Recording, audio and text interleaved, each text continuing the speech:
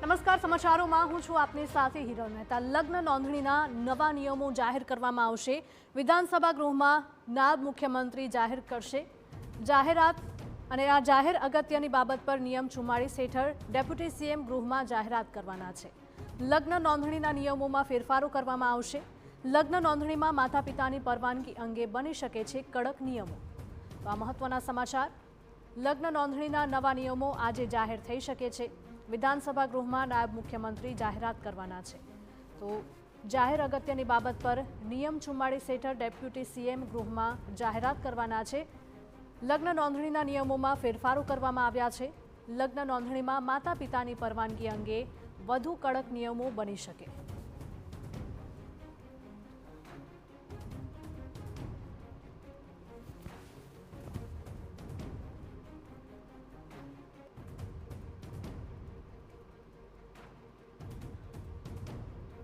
અમારા political editor Kinjal Mishra જોડાયા છે ફોન લાઈન પર વધુ અપડેટ સાથે। કિંજલ, જણાવશો કે લગ્ન નોંધણીના નવા નિયમો આજે જાહેર થઈ શકે છે, કઈ કઈ બાબતો એમાં હોઈ શકે?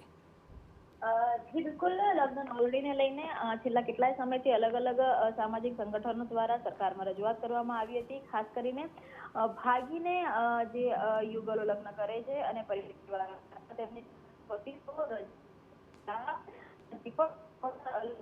માટે કોઈ પણ યુગલ આવે ત્યારે જે સત્તા છે રજીસ્ટ્રેશન પહેલા તેમના બંનેના પરિવારને જાણ કરવામાં આવે। પરિવારની હાજરીમાં અથવા તો પરિવારની સંમતિથી લગ્નની નોંધણી થાય એ પ્રકારની વાત છે તે કરવામાં આવી રહી છે। તેની સાથે જ નિયમોમાં ફેરફારની પણ એક વાત આવી છે।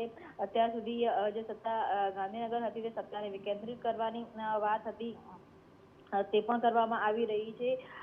જે સામાજિક વિષમતાઓ ઊભી થઈ રહી છે વર્તમાન પરિસ્થિતિમાં, જે રીતે પ્રેમ લગ્ન કે ભાગીને જે લગ્ન થતા હોય છે અને ત્યારબાદ જે પરિસ્થિતિઓ હોય છે તો એ પરિસ્થિતિઓને લઈને અલગ અલગ સમાજો દ્વારા અનેક વખતે રજૂઆત છે તે કરવામાં આવી છે। કેબિનેટમાં પણ જે લગ્ન નોંધણીને લઈને ચર્ચાઓ હતી તે કરવામાં આવી હતી અને આ તમામને ધ્યાનમાં રાખી અને લગ્ન નોંધણીના ચોક્કસ નિયમો હોવા જોઈએ અને એ નિયમોનું કડક રીતે પાલન થવું જોઈએ। તો આ પ્રકારની જે વાત છે તે આવી છે અને આજે એની માટે જ ખાસ કરીને 9 વાગે જે સત્રની કામગીરી શરૂ થશે ને સત્રની કામગીરી બાદ ખાસ જે જાહેરાત છે તે ડેપ્યુટી સીએમ હર્ષ સંઘવી દ્વારા કરવામાં આવશે। એવું માનવામાં આવી રહ્યું છે કે માતા પિતાને નોટિસ મોકલવામાં આવશે રજીસ્ટ્રેશન પહેલા અને અત્યાર સુધી તલાટી કમ મંત્રી જે અરજીઓ હતી તે અરજીઓનો નિકાલ કરતા હતા, પરંતુ આ જે સત્તા છે તે ક્લાસ 2 અધિકારીને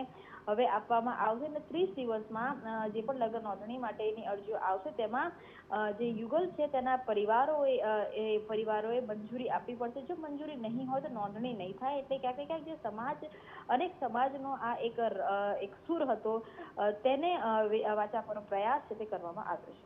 બિલકુલ કિંજલ, માહિતી બદલ આપનો આભાર।